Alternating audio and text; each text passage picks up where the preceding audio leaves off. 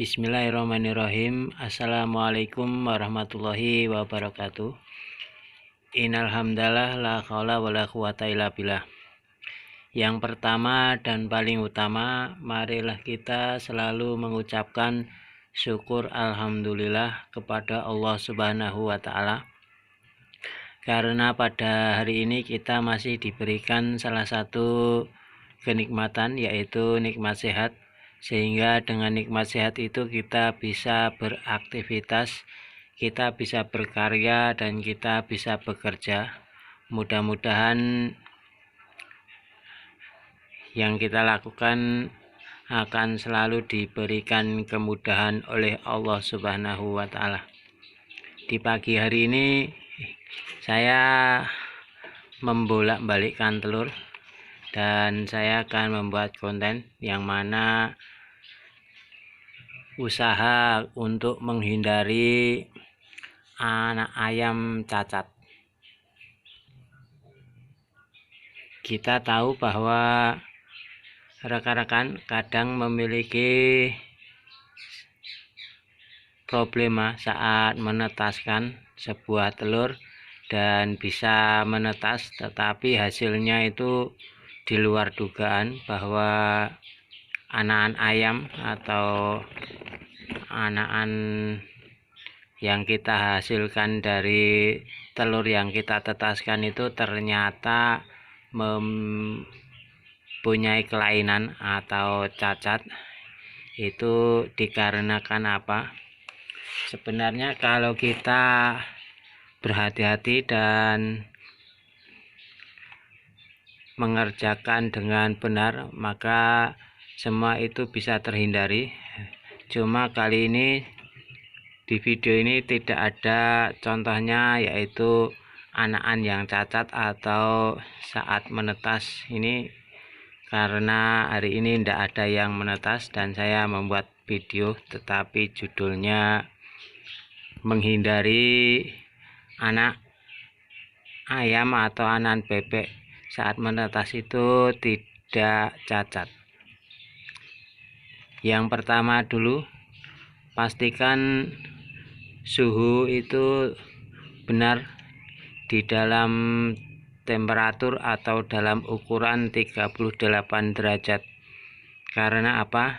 Kalau kita mendapati suhu yang kurang panas, itu akan mengakibatkan proses menetasnya itu lama, atau saat dia retak, saat dia menetas, dia tidak akan cepat memecahkan telur karena kelamaan. Nah, dari kelamaan ini bisa mengakibatkan kecacatan.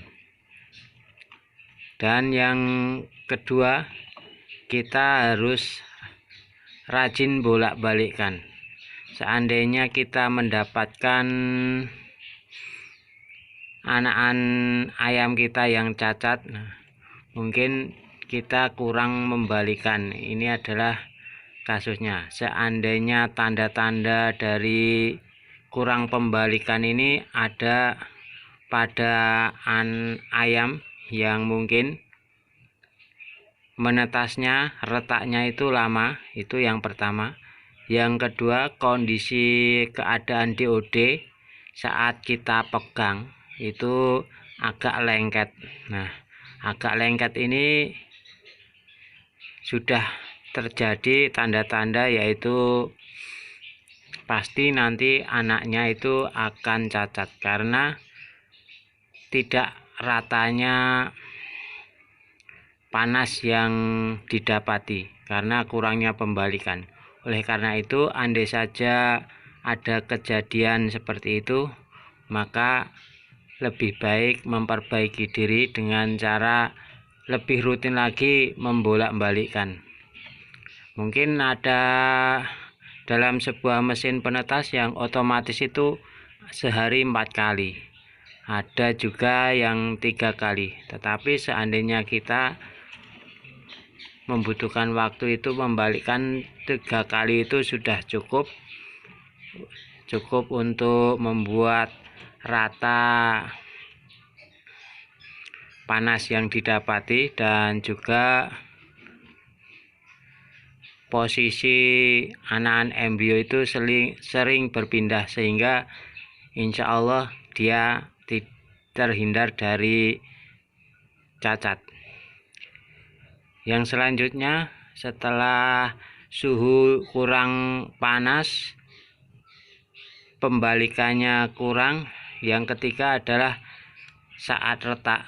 Saat retak ini kita harus perhatikan bahwa sebuah telur, andai saja telur bebek itu di 25 hari itu sudah mulai retak, maka pasti retaknya itu paling lama itu dua hari lagi sudah harus retak. Seandainya lebih dari itu, maka mungkin ini adalah suatu kejadian yang mungkin nanti bisa membuat cacatnya anakan yang bakal menetas.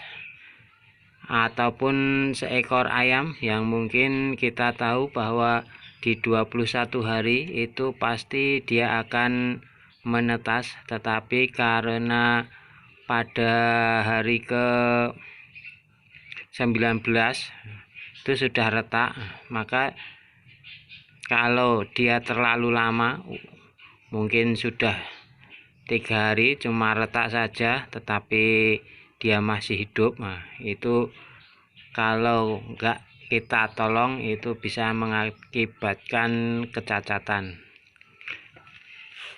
Mungkin dari ini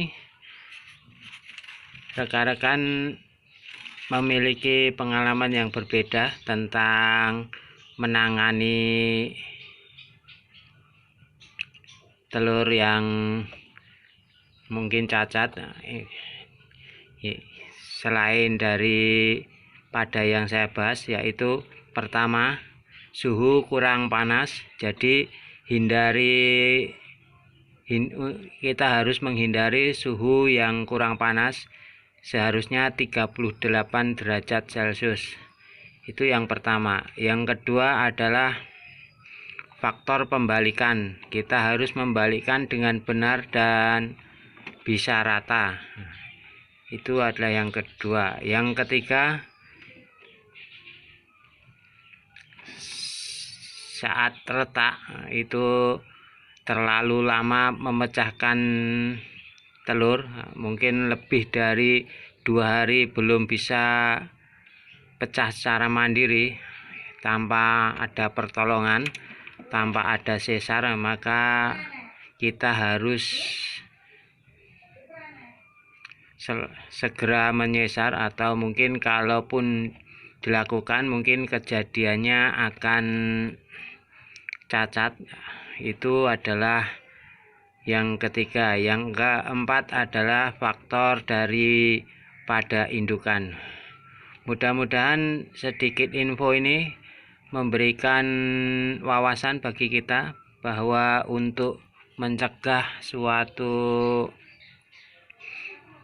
kecacatan pada sebuah anakan yang bakal menetas, kita harus di hari-hari yang pertama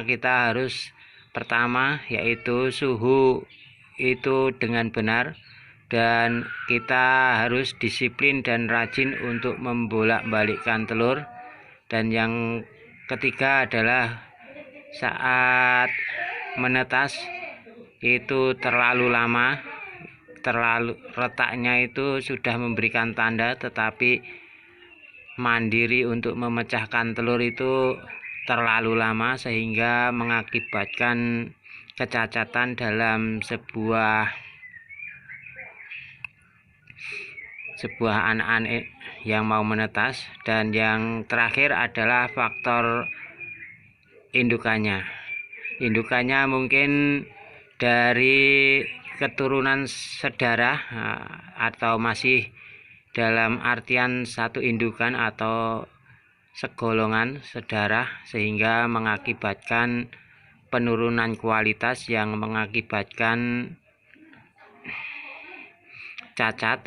Yang kedua, mungkin dari faktor makanan, dari makanan yang kita berikan kepada indukan itu kurang berkualitas, kurang bervitamin, sehingga nutrisi dan mineral yang diserap oleh sebuah telur itu kurang maksimal, sehingga menghasilkan anakan DOD yang tidak berkualitas pula, mengakibatkan kecacatan.